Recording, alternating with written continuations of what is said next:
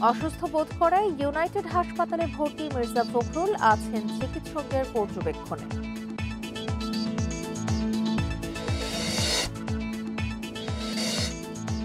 নির্বাচন বানচালে অপতৎপরতার আশঙ্কা, দলগুলোকে দায়িত্বশীল থাকার পরামর্শ বিশ্লেষকদের।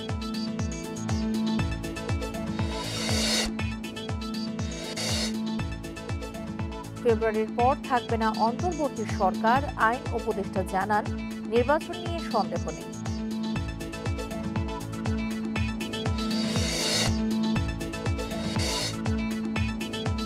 মাইলস্টোনের সাহসিকতার জন্য ৩ শিক্ষক চিরস্মরণীয় হয়ে থাকবেন, মন্তব্য প্রধান উপদেষ্টার।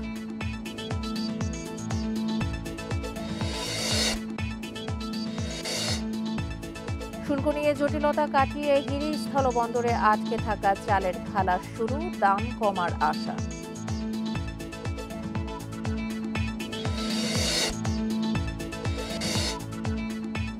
পাটের ভালো উৎপাদনের পরও দাম নিয়ে দুশ্চিন্তা, উৎপাদন খরচ বাড়ায় লোকসানের শঙ্কা।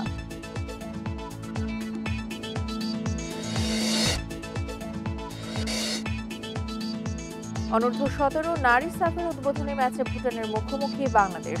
ম্যাচ শুরু সন্ধ্যা 6টায়।